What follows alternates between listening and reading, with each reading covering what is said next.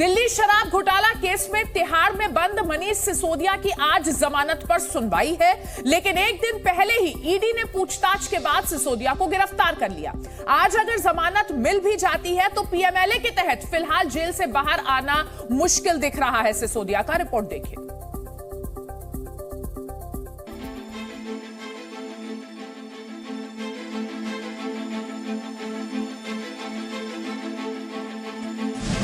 सिसोदिया की अर्जी अब ईडी की मर्जी।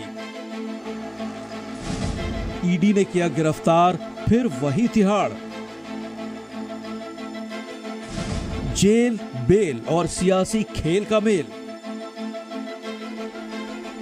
सीबीआई के हाथों गिरफ्तार मनीष सिसोदिया जेल में हैं। आज राउज एवेन्यू कोर्ट में बेल पर सुनवाई है। उम्मीद थी जमानत मिलेगी तो जेल के बाहर के सूरज का दर्शन भी होगा, लेकिन गुरुवार का दिन सिसोदिया की कुंडली में भाग्य दोष लेकर आया।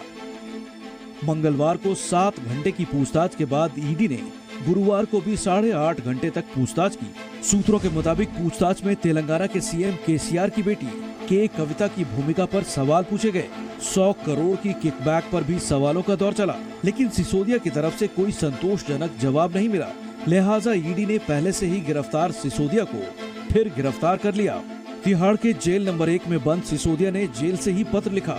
सीएम केजरीवाल ने ट्विटर पर 3 पन्नों की चिट्ठी को पोस्ट किया और साथ में लिखा, बीजेपी लोगों को जेल में डालने की राजनीति करती है, हम बच्चों को पढ़ाने की राजनीति कर रहे हैं। जेल भेजना आसान है, बच्चों को पढ़ाना बहुत मुश्किल।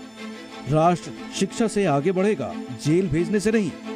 सिसोदिया की 3 पन्नों की चिट्ठी का शीर्षक था शिक्षा, राजनीति और जेल।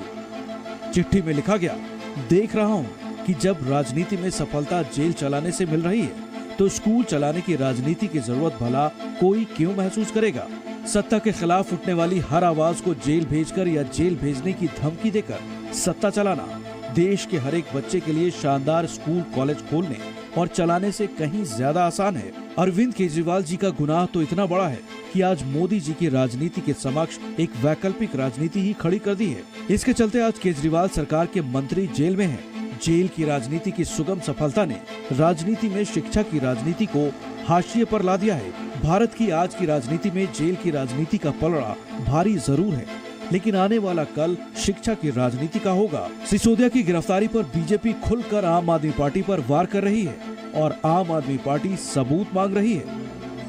मनीष सिसोदिया की गिरफ्तारी ईडी के द्वारा भी यह स्पष्ट करती है कि भ्रष्टाचार की जड़ें बहुत गहरी है। दोस्तों, ये लोकतंत्र है, यहाँ भ्रष्टाचारी चाहे कितना भी बड़ा हो, भ्रष्टाचार की जड़ें चाहे कितनी भी बड़ी हो, जांच एजेंसियों को आप डरा धमका नहीं सकते।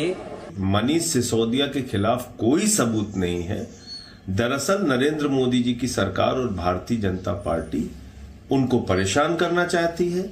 आम आदमी पार्टी और अरविंद केजरीवाल जी को बदनाम करना चाहती है और मनीष सिसोदिया को जेल में रखना उनका मकसद है। मनीष सिसोदिया का उत्पीड़न करना उनका मकसद है। दिलचस्प तो यह है कि विपक्ष का 2024 के लिए एकजुटता वाला सुर संगम दिल्ली में बेसुरा दिख रहा है।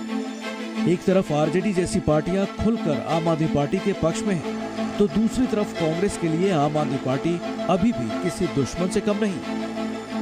कई कह रहे हैं जो मानते हैं कि सिसोदिया बहुत ज़्यादा ही कोई ईमानदार व्यक्ति है कि भाई ये तो सिर्फ उसको दिखाने के लिए राजनीतिक द्वेष में कस्टडी में रखेंगे, तो फिर पहले 10 दिन और सीपीआई भी रख लेते, उसके बाद ईडी के चक्कर में पकड़ते, जैसे अब विपक्ष वाले दिखाने की कोशिश कर रहे थे कुछ लोग।